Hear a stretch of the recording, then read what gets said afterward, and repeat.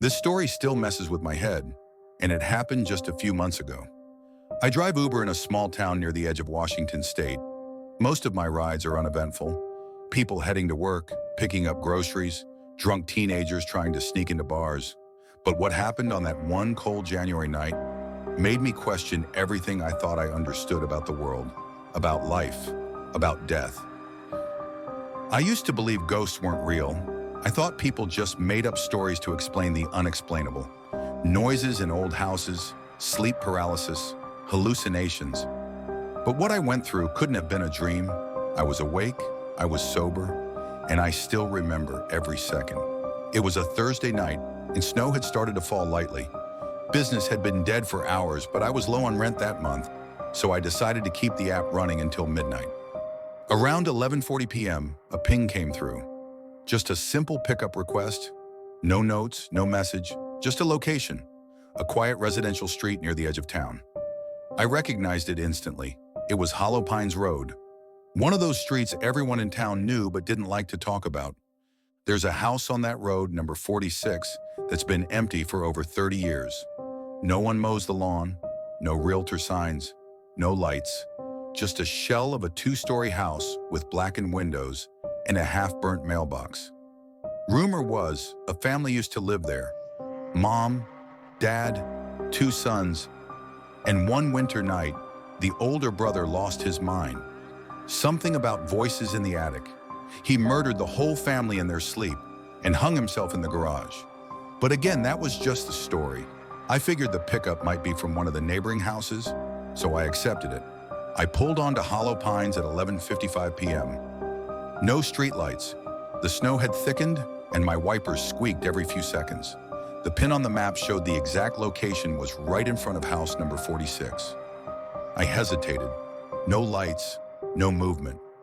Just that house, standing there like a black hole at the end of the street. And then I saw him. A man was standing at the edge of the driveway, tall, wearing a black coat, no hat, and no gloves, despite the cold. He wasn't waving or checking his phone, just staring at my car like he'd been waiting for hours. I unlocked the doors. He walked slowly, opened the back door, and slid into the seat behind me. "Good evening," I said. No reply. The app had already loaded the destination. Old Creek Bridge, out past the forest, 25 minutes away. It was a wooden bridge on a back road. No houses, no cabins, just woods. "Heading to Old Creek?" I asked. He didn't say anything, just nodded once. That should have been my cue to cancel the ride. But I drove. The first 10 minutes were silent. I tried to glance at him through the rearview mirror, but he sat perfectly still, hands on his knees, eyes staring forward. No breathing sounds, no shifting, nothing, just stillness. That's when I noticed something on the app, the passenger's name. It just said, "Unknown rider." That's not normal. Uber always displays a name. Even if it's fake, there's something. But this one was blank except for those words. And the profile photo? Just a gray circle. No initials, no data. I glanced at the mirror again. He was now slightly leaning forward, as if listening to my thoughts. "Is this your first time using Uber?" I asked, trying to sound casual. He smiled faintly and said in a low voice, "Number, it's yours." I froze. "What do you mean?" He didn't answer. That's when the heater in my car made a strange hissing sound, like pressure was building inside the vents. The radio, which was off, crackled suddenly, and for a split second, I swear I heard whispering. Not in English, not in any language I understood. I wanted to pull over, to tell him I was done, but something about him kept me driving. When we turned onto the Old Creek back road, I noticed the snow had completely stopped. No flakes, no sound.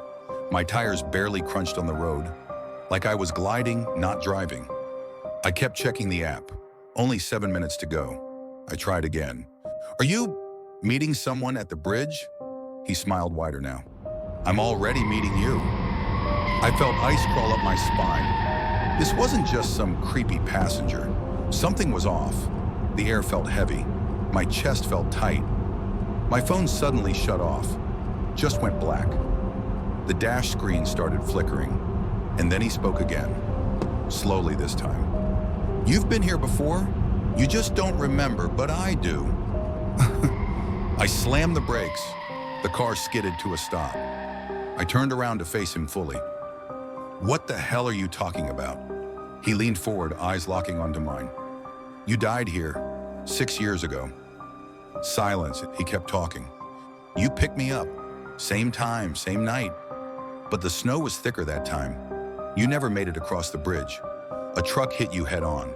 They found your body frozen, but you kept driving." I stared at him, my heart pounding.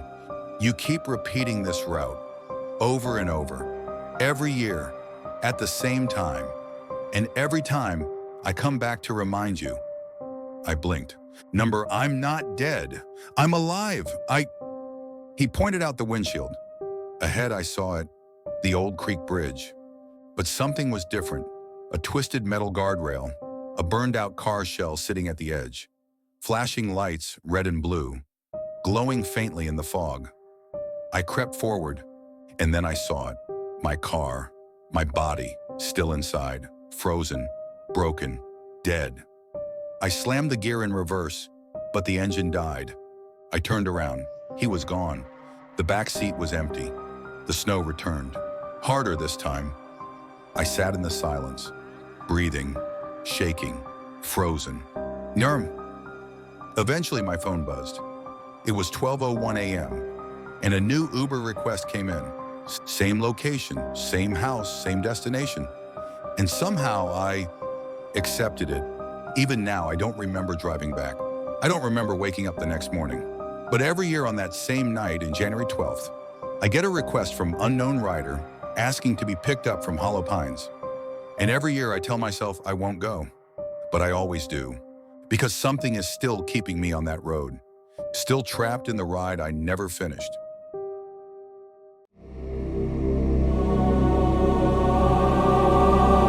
Somermini. I'm from Kentucky. Small town, lots of forest roads, nothing fancy, just real people, long drives, and a local bar that serves more gossip than beer. I used to drive Uber part-time, usually weekend nights. I never made much money, but it helped cover groceries and I liked meeting people. That changed on a Friday last September. It started normal. I had already done about 4 rides.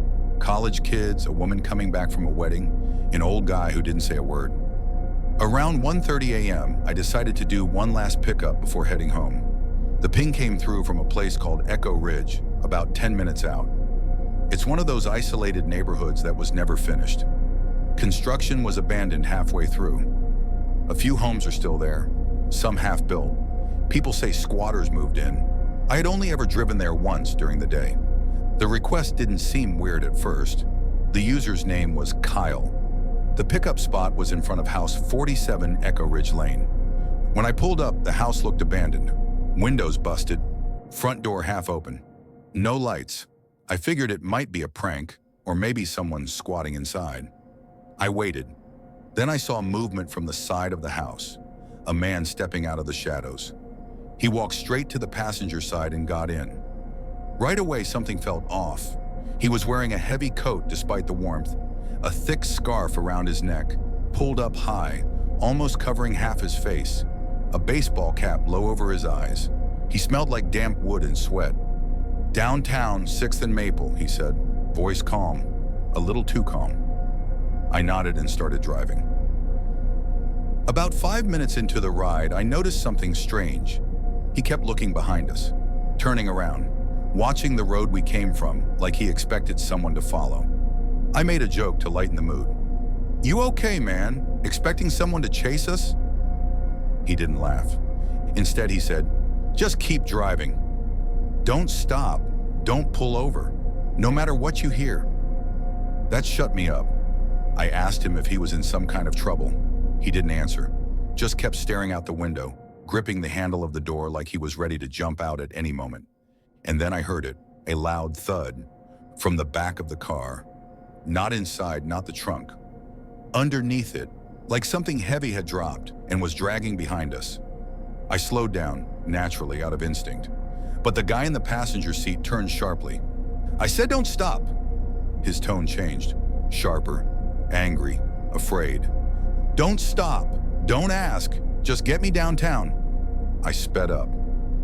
The thudding sound continued for about 30 seconds, then stopped.